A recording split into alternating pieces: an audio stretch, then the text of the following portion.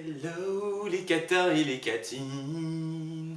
Alors il y a de ça pas si longtemps, je suis allé voir une très grande chanteuse, l'une des rares chanteuses qui aujourd'hui peut assurément tenir un live. J'ai nommé Mariah Carey. Oui, c'était moi qui ai fait le whistle register à l'instant là. Du coup, c'était aussi une bonne occasion de pouvoir aller inaugurer le nouveau Bercy Arena, dont certains promoteurs ont eu l'excellente idée de l'appeler Accor Hotel Arena. Il fallait bien trouver quelque chose, parce qu'il semblerait que Formule 1 Stadium ait déjà été pris. Et pour ceux qui ne le savent pas, je suis un grand fan de Madame Carey. Je considère que Mariah Carey est l'une des rares artistes qui sachent vraiment chanter et qui a prouvé depuis des années qu'elle pouvait assurer des lives. Donc très clairement, je ne suis pas là pour parler de Mariah Carey en tant que personne, ni Mariah Carey en tant qu'objet de foire, ni Mariah Carey en tant qu'image de marque de la collection de bandeaux Claire's. Je vais simplement parler de son concert. Musique! Ce qui était bien... Déjà, tout simplement, c'était Maria quoi. Ayant vécu à La Réunion, n'ayant pas eu l'occasion de pouvoir voir n'importe quel concert qu'elle a pu faire en France, pour moi c'était un truc énorme de me retrouver là. Ensuite je dois avouer qu'elle assure certaines vibes. Elle a encore quelques notes qu'elle sait faire et qu'elle sait tenir, donc de ce côté là j'ai pas été très déçu. Il y a des trucs qui sont assez dingues, c'est le fait qu'elle a réussi surtout et avant tout à chanter des chansons, mais des chansons qui en fait n'étaient pas forcément les siennes, notamment I'll Be There qui a été chanté, rappelons-nous en premier, par les Jackson 5. Donc c'était assez ouf, il y avait derrière Michael qui chantait avec elle et j'avoue qu'on a ressenti un petit frisson quand même quand on a entendu leurs deux voix se mélanger. Ce qui était bien, dommage aussi un peu pour Maria, c'est que je trouvais qu'il y avait quand même beaucoup plus d'émotion quand elle chantait en duo, notamment parce qu'elle a chanté sa chanson avec Trey Lawrence ou avec l'un des mecs des Boyz II Men. J'aime beaucoup le fait qu'elle ait réussi à utiliser sa voix rauque, puisque Mariah Carey, comme certains le savent ou d'autres pas, sa voix couvre véritablement 8 octaves qui ont bien été mesurées par des musiciens et des ingénieurs du son. En fait, elle a le côté voix de tête, le whistle register où elle fait son et sa raw voice, donc sa voix rauque.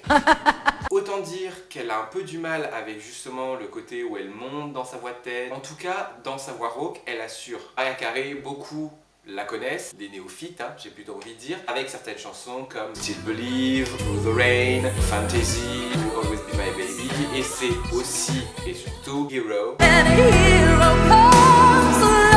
Même si elle ne l'a pas fait avec sa force et sa puissance d'antan, elle a quand même réussi à en faire quelque chose. Elle savait très bien que c'était la chanson à ne pas louper. Elle a réussi à sauver la chanson parce que malheureusement il y a eu quelques moins durant son concert et quelques loupés. Donnez-moi. Un des trucs qui n'a pas été forcément très cool durant son concert, c'est qu'elle est beaucoup allée se changer. Et se changer, c'est un grand bien mot dans le sens où elle n'était pas beaucoup habillée en fait.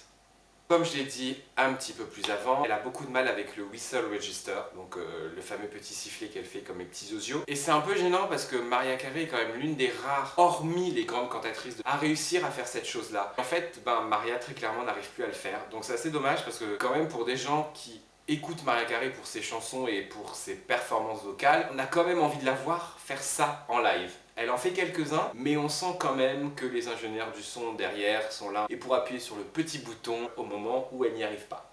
J'ai ressenti une énorme frustration. Tout simplement parce que ce que j'estime étant ses meilleures chansons contemporaines où elle a pu montrer qu'elle pouvait utiliser sa voix particulière et les poser sur des rythmes un peu plus hip-hop et un peu plus groove. I Know What You Want.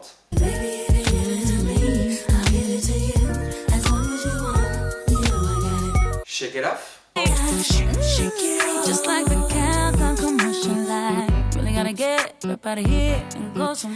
It's Like That.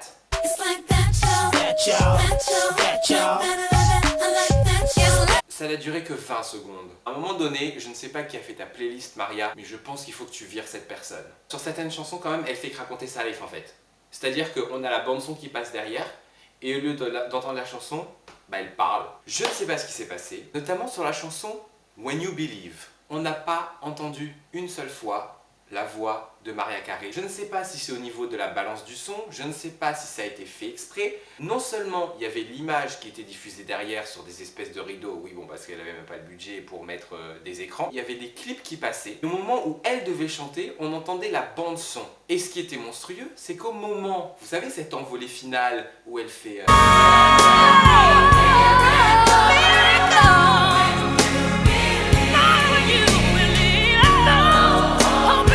c'est le moment d'émotion par excellence. C'est là où elle aurait dû pousser sa voix, on aurait dû l'entendre, on devrait être... Et en fait, rien. Ce qui me gonfle aussi, c'est que une des chansons qu'elle a réussi, c'est cette immondice, ce déchet, cette ignominie de We Belong Together. Je hais cette chanson. Cette chanson ne sert à rien. Cette chanson n'a aucune âme. Cette chanson est plate. Elle a réussi cette chanson. Et bizarrement, ça ne me surprend pas parce que c'est l'une des rares dans lesquelles elle n'a pas besoin de faire ses vibes. Et c'est très mollo. Il y a un truc que je n'ai pas compris également. Pour combler le vide, grand moment de malaise, on n'a pas trop compris. Avec Elodie, on s'est regardé. On s'est fait mais qu'est-ce que c'est? Une espèce de spectacle de danse. J'ai pas trop compris. Ils ont fait appel à la classe 6e B du collège du Perreux-sur-Marne. C'était quoi? C'était classe GRS pour résumer son spectacle.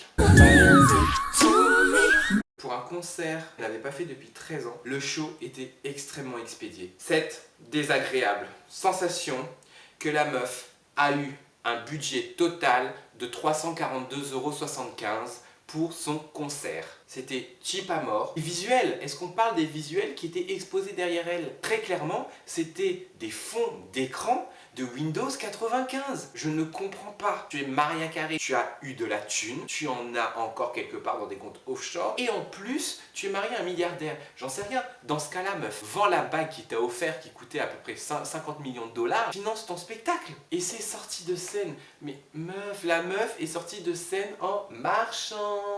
Je sais pas de scène élévatrice, pas de chariot élévateur, pas de tapis roulant, mais rien. Est-ce qu'on parle de son entrée sur scène? Elle arrive sur un divan porté par des mecs.